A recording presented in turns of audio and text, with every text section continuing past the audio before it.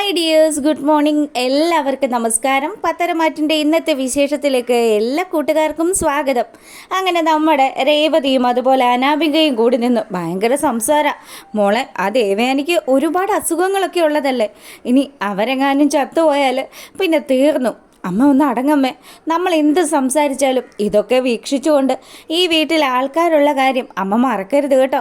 അതുകൊണ്ട് ഒരു കാരണം വെച്ചാലും ഇനി വല്യമ്മയ്ക്ക് ഈ ദുരന്തം സംഭവിച്ച കാര്യങ്ങളൊന്നും നമ്മൾ തങ്ങളിൽ സംസാരിക്കേണ്ട. എന്തായാലും അമ്മ സമാധാനമായിട്ടിരിക്കുക, നമുക്ക് എന്തെങ്കിലും ഒരു വഴി തെളിഞ്ഞു വരും എന്നും പറഞ്ഞ് നമ്മുടെ അനാമിക രേവതിയെ ആശ്വസിപ്പിക്കുകയാണ്. അങ്ങനെ അവർ സംസാരിച്ചു കൊണ്ടിരിക്കുന്ന സമയത്ത് നമ്മുടെ രേവതിയുടെ ഫോൺ അടിക്കുക. വിളിക്കുന്നത് ആരാന്ന് അനാമിക ചോദിച്ചതും അച്ഛനാണല്ലോ മോളെ. ഓ, എന്തായെന്നറിയാൻ വേണ്ടി വിളിക്കുന്നതായിരിക്കും. അമ്മ എന്തായാലും ഫോൺ എടുക്ക്, അച്ഛൻ എന്താ പറയുന്നതെന്ന് നോക്കാമല്ലോ. അങ്ങനെ വേണു വിളിച്ച ആ ഒരു കോള് നമ്മുടെ രേവതി അറ്റൻഡ് ചെയ്യാണ്. എന്തായി മോളെ, കാര്യങ്ങളൊക്കെ ശരിയായോ എന്ന് വേണു ചോദിക്കുമ്പം എൻ്റെ പൊന്നു മനുഷ്യ, കാര്യങ്ങളൊക്കെ ശരിയായി, ആൾ ആശുപത്രിയിലും ആയിട്ടുണ്ട്. അപ്പം എൻ്റെ മരുന്ന് വലിച്ചുല്ലേ എൻ്റെ പൊന്നു മനുഷ്യ, ആൾ മാറിയ ഇന്നും കഴിച്ചിരിക്കുന്നത്. ഷോ, നിന്നെയൊക്കെ ഈ പണി ഏൽപ്പിച്ച എന്നെ പറഞ്ഞാൽ മതിയല്ലോ എന്നും പറഞ്ഞ് വേണു അങ്ങനെ നിന്ന് ദേഷ്യപ്പെടുക. അപ്പോഴത്തേക്കിനും അനാമികയും അമ്മയും കൂടി പറഞ്ഞു, അതെ, ഞങ്ങളുടെ കുഴപ്പമൊന്നുമല്ല, ഞങ്ങൾ ചെയ്യേണ്ടുന്ന കാര്യങ്ങളൊക്കെ കറക്റ്റായിട്ടാണ് ചെയ്തിരിക്കുന്നത്. പിന്നെ എന്ത് പറയാനാ, ഒന്നും പറഞ്ഞിട്ടൊരു കാര്യമില്ലല്ലോ. ആ ദേവയാനി ഇന്ന് വന്ന് ഈ പാൽ എടുത്തു കുടിക്കുമായിരുന്നു. എന്തായാലും ചതിവ് പറ്റിപ്പോയി വേണു ഏട്ടാ. ഇനി അധികമൊന്നും സംസാരിക്കേണ്ട, ഇവിടെയുള്ള ആരെങ്കിലും കണ്ടു കഴിഞ്ഞാൽ പിന്നെ പ്രശ്നമാകും. അതുകൊണ്ട് വേണു ഏട്ടൻ ഫോൺ വെച്ചോളാൻ പറഞ്ഞ് രേവതി കോള് കട്ട് ചെയ്യാണ്. അങ്ങനെ ഇവർ ഈ സംസാരവും കാര്യങ്ങളും ഒക്കെ നടത്തുകയാണ്. പിന്നീടാണെങ്കിലോ നമ്മളെ കാണിക്കുന്നത് ഹോസ്പിറ്റലിലാണ്. ദേവയാനിയുടെ അവസ്ഥയിൽ ഭയങ്കരമായിട്ട് സങ്കടപ്പെട്ട് നമ്മുടെ ആദർശും ജയനും നയനയും ഒക്കെ അങ്ങനെ പുറത്ത് വെയിറ്റ് ചെയ്യുക. ഇതെന്താ സംഭവിച്ചതെന്ന് അറിയില്ലല്ലോ അച്ഛാ, അമ്മയുടെ കാര്യങ്ങൾ അറിയാഞ്ഞിട്ട് എനിക്കൊരു മനസ്സമാധാനവും ഇല്ലെന്നും പറഞ്ഞ് ആദർശ് ജയൻ്റെ അടുത്ത് സംസാരിച്ചുകൊണ്ട് നിൽക്കുമ്പം അങ്ങോട്ടേക്ക് ഡോക്ടർ വന്നു. ഡോക്ടറെ, എന്തായി ഡോക്ടറെ, അമ്മയ്ക്ക് എങ്ങനെയുണ്ടെന്നും ചോദിച്ച് ആദർശ് വിവരങ്ങൾ അന്വേഷിക്കുക. അപ്പോൾ ഡോക്ടർ പറഞ്ഞു, അതേ, അമ്മയ്ക്ക് എന്തെങ്കിലും ബുദ്ധിമുട്ടുകൾ വീട്ടിലുണ്ടായിരുന്നോ? ആരെങ്കിലുമൊക്കെ ആയിട്ട് വഴക്കോ ബഹളോ അങ്ങനെ എന്തെങ്കിലും നടന്നായിരുന്നോ? അയ്യോ ഇല്ലല്ലോ ഡോക്ടറെ, എന്ത് പറ്റി? അമ്മയുടെ ശരീരത്തിൽ എന്തൊക്കെയോ നല്ല രീതിയിൽ വിഷം ചെന്നിട്ടുണ്ട്. ഒരു ഉഗ്ര സർപ്പം കടിച്ചതുപോലെ തന്നെയുണ്ട് അമ്മയുടെ ശരീരം. അത്ര കണ്ട് വിഷം പടർന്നിരിക്കുകയാണ്. വിഷം ചെന്നെന്നോ? അതുകൊണ്ട് എനിക്ക് സംശയമുണ്ട്, നിങ്ങളുടെ അമ്മ സൂയിസൈഡ് ചെയ്യാൻ ശ്രമിച്ചതാണോ എന്ന്. അയ്യോ ഇല്ല ഡോക്ടറെ, ഒരിക്കലും അമ്മ അങ്ങനെയുള്ളൊരു പ്രവൃത്തി ചെയ്യില്ല. അപ്പം ഡോക്ടർ പറയുന്നതും അതുപോലെ തന്നെ കാര്യങ്ങളൊക്കെ കേട്ട് കഴിയുമ്പം നമ്മുടെ ആദർശനും നയനയ്ക്കും ജയനും ഒക്കെ ടെൻഷനായി. ഇനി നയനയോട് ഞാൻ അമിതമായിട്ടുള്ള സ്നേഹം കാണിക്കുന്നതെങ്ങാനും അമ്മയ്ക്ക് ഫീൽ ചെയ്ത് കാണുമോ എന്നുള്ളൊരു പേടിയാണ് നമ്മുടെ ആദർശന്. നയനയ്ക്കും അതേ പേടി തന്നെയാണ്. ഇനി ദേവയാനിയമ്മ അങ്ങനെ എന്തെങ്കിലും ചെയ്തിട്ടുണ്ടാവോ? അങ്ങനെ ഒരു കാരണം വെച്ചാലും അമ്മ ചെയ്യില്ല നയനെ. അമ്മയ്ക്ക് എന്തോ ഒരു ചതിവ് പറ്റിയിട്ടുണ്ട്. നിനക്കറിയാലോ, അന്ന് നീ ഉണ്ടാക്കി വെച്ച പായസം കഴിച്ചിട്ട് അനാമികയും അവളുടെ അച്ഛനും അമ്മയും ഒക്കെ നെട്ടോട്ടം ഓടിയത്. അതുപോലെ ഇതിനകത്ത് എന്തൊക്കെയോ ചതി നടന്നിട്ടുണ്ട്. അപ്പം നവ്യയ്ക്ക് വേണ്ടി കാച്ചി വെച്ച പാലാണെന്നും അത് അടുക്കളയിൽ ചെന്ന് നോക്കുന്ന സമയത്ത് കണ്ടില്ലെന്നും ആ പാലാണ് അമ്മ എടുത്ത് കുടിച്ചതും എന്നുള്ള കാര്യങ്ങൾ നമ്മുടെ നയൻ ആദർശന് പറഞ്ഞു കൊടുക്കുക. അങ്ങനെയാണെങ്കിൽ ആ വീട്ടിൽ ഇതൊക്കെ ചെയ്യാനായിട്ട് തക്ക പ്രാപ്തിയുള്ളത് ഒന്നെങ്കിൽ ജലജയോ അഭിയോ അല്ലെങ്കിൽ ഇതാ നമ്മുടെ അനാമികയോ അവളുടെ അമ്മയോ ആകാനാണ് സാധ്യത. എന്തായാലും അഭിക്ക് ഇന്ന് നയനയോട് നവ്യയോട് നല്ല സ്നേഹമായിരുന്നല്ലോ. അപ്പോൾ ഈ കാര്യങ്ങൾ മുഴുവനും നമ്മുടെ നയന ആദർശിൻ്റെ അടുത്ത് പറയുകയാണ്. ഇതൊക്കെ കേട്ട് കഴിയുമ്പം ആദർശിനും എന്തൊക്കെയോ ചില സംശയങ്ങൾ വന്നു. എന്തായാലും മുത്തശ്ശനും മുത്തശ്ശിയും വിവരമൊന്നും അറിഞ്ഞിട്ടില്ലല്ലോ. അറിഞ്ഞിരുന്നെങ്കിൽ അവരിപ്പോൾ ഇങ്ങോട്ട് വിളിച്ചേനെ. അങ്ങനെ ആദർശും നയനയും ഒക്കെ ഭയങ്കര സങ്കടത്തിൽ നിൽക്കുക.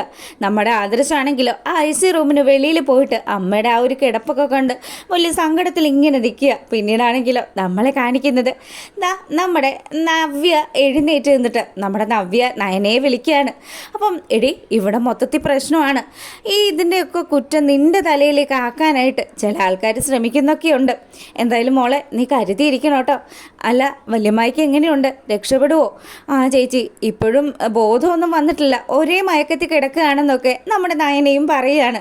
ഇതൊക്കെ കേട്ടുകൊണ്ട് അപ്പുറം മാറി നമ്മുടെ രേവതിയും അതുപോലെ അനാമികയും ഇവളെന്താ സംസാരിക്കുന്നതെന്ന് അറിയാൻ ഒളിഞ്ഞു നിൽക്കുകയാണ്.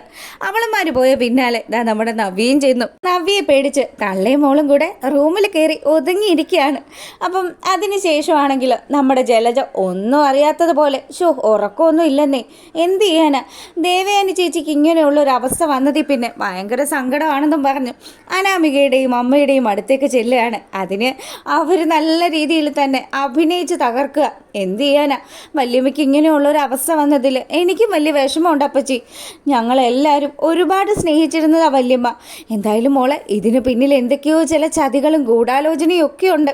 ഇവരെല്ലാവരും എയിം ചെയ്ത് വെക്കുന്നത് നമ്മുടെ നയനയെ തന്നെയാണ്.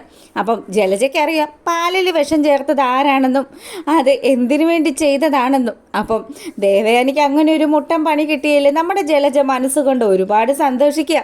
അവളാണ് അച്ഛനെയും അമ്മയും കഴിഞ്ഞാൽ ഈ വീട്ടിൽ തലയെടുപ്പോട് കൂടി നിൽക്കുന്നത്. എന്തായാലും വലിയൊരു നഷ്ടമായി പോയിട്ടോ. ഇങ്ങനെ പരസ്പരം പറഞ്ഞ് ആശ്വസിക്കുമ്പോഴും ഇവളുമാരുടെയൊക്കെ മനസ്സിലിരിപ്പ് അത് നമുക്കാർക്കും ചിന്തിക്കാൻ കഴിയുന്നതിനും അപ്പുറമാണ്. പിന്നീട് പിറ്റേ ദിവസം രാവിലെ ആയതും നമ്മുടെ മുത്തശ്ശനും മുത്തശ്ശിയും ഉറക്കം ഉണർന്നു. അതിനുശേഷം ചേടാ ഇന്ന് പതിവ് വരുന്ന ആ ഒരു ചായ ഇവിടെ എത്തിയില്ലല്ലോ. നയനമോൾ ഉണർന്നില്ലേ? അതോ ഇനി അമ്പലത്തിലേക്ക് എങ്ങാനും പോയോ? നയനമോള് ചിലപ്പം ആദർശിൻ്റെ ഒപ്പം അമ്പലത്തിൽ പോയി കാണുമെന്നേ. ഏട്ടൻ ഇവിടെ ഇരിക്കുമെന്ന് പറഞ്ഞ് നമ്മുടെ മുത്തശ്ശൻ്റെ അടുത്ത് മുത്തശ്ശി സംസാരിച്ചുകൊണ്ട് നിൽക്കുകയാണ്. ഈ സമയത്താണ് അവർക്ക് കുടിക്കാനുള്ള ചായയുമായിട്ട് അങ്ങോട്ട് നമ്മുടെ ജലജ വരുന്നത്. ജലജയെ കണ്ടതും മുത്തശ്ശൻ അന്നത്തെ ദിവസം പോയ മട്ടിൽ ഇങ്ങനെ ഇരിക്കുക. അല്ല, സാധാരണ നയനമോളാണല്ലോ ഇത് കൊണ്ടുവന്ന് തരുന്നത്. എന്ത് പറ്റി ജലജ, നീ എന്താ വന്നതെന്ന് ചോദിക്കുക. അപ്പം അച്ഛനും അമ്മയും ഒന്നും അറിഞ്ഞില്ലേ ഇന്നലെ ഇവിടെ എന്തൊക്കെയാണ് സംഭവിച്ചതെന്ന്? ഇവിടെ ഇന്നലെ ഒരാൾക്ക് തലചുറ്റലും ഛർദിലും ഒക്കെ ആയിരുന്നു. ഇത് കേട്ടത് നമ്മുടെ മുത്തശ്ശി അങ്ങ് സന്തോഷിക്കുക കേട്ടോ. മുത്തശ്ശി വിചാരിച്ചു നയനമോള് വിശേഷം അറിയിച്ചെന്ന്. എന്തായാലും ആവട്ടെ, ഭാഗ്യമുണ്ട്. നയനമോള് വിശേഷം അറിയിച്ചു എന്ന് ചോദിക്കുക. അതിന് നയനയ്ക്കല്ലല്ലോ രോഗം പിടിപെട്ടത്.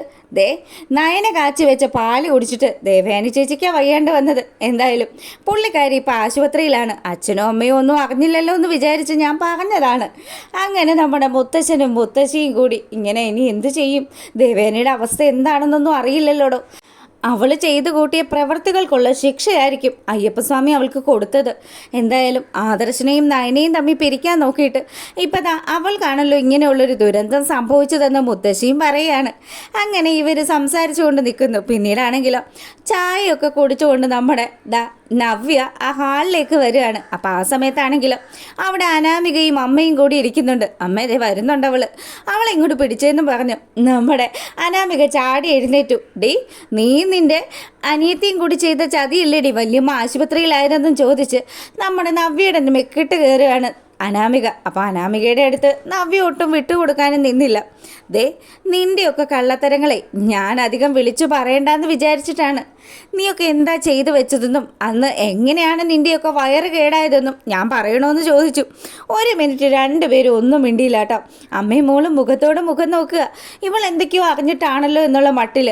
നീയൊക്കെ എന്താ വിചാരിച്ചിരുന്നത്? അന്ന് നീയൊക്കെ പായസത്തിൽ മായം കലർത്തിയത് ഞാൻ കണ്ടതുകൊണ്ട് മാത്രമാണ് ഞാനന്ന് രക്ഷപ്പെട്ടത്.